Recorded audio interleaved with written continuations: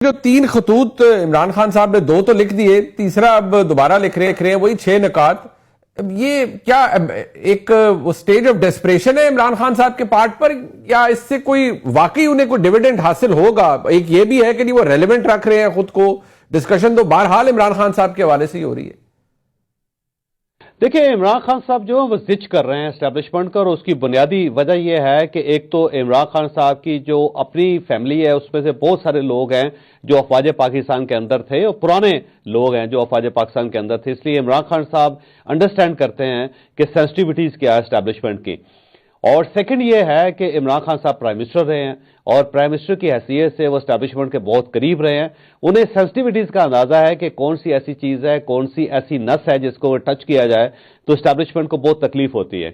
تو یہ جو خط لکھے جا رہے ہیں یہ بیسیکلی زچ کیا جا رہا ہے. اس کا مقصد قطعاً یہ نہیں ہے کہ کوئی ریلیف لینا چاہ رہے ہیں وہ اسٹیبلشمنٹ سے، کیونکہ اگر ریلیف لینا ہوتا تو پھر اوپن خط لکھنے کی ضرورت ہی نہیں. پھر جب درمیان میں میسنجرز تھے تو ان میسنجرز سے فائدہ اٹھا سکتے تھے عمران خان صاحب.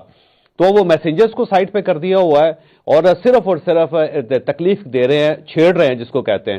کیونکہ عمران خان صاحب اچھی طرح سمجھتے ہیں کہ جو اسٹیبلشمنٹ ہے اسے 6 نکات سے بہت زیادہ چڑ ہے.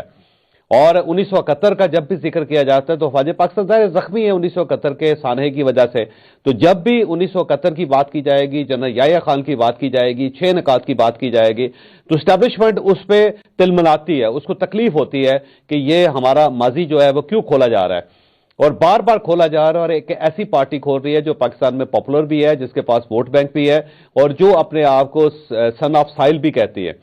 لیکن وہ جب چھیڑتی ہے تو ظاہر اسٹیبلشمنٹ کو تکلیف ہوتی ہے. تو عمران خان صاحب روزانہ کی بنیاد پہ اسٹیبلشمنٹ کو تکلیف دے رہے ہیں.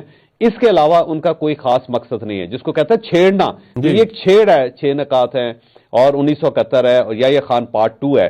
تو عمران خان صاحب ایک اذیت دے رہے ہیں، اور اذیت کا مقصد صرف اور صرف میڈیا کے اندر ایک ہائپ کریٹ کرنی ہے. بیرونی دنیا جو ہے اس کو بتانا ہے کہ میں اپنی اسٹیبلشمنٹ کے ساتھ کیا کر رہا ہوں، اور اسٹیبلشمنٹ کو بتانا ہے کہ جناب میں ابھی تک موجود، اور جب تک میں ہوں اس وقت تک آپ کو یہ تکلیف ہوتی رہے گی.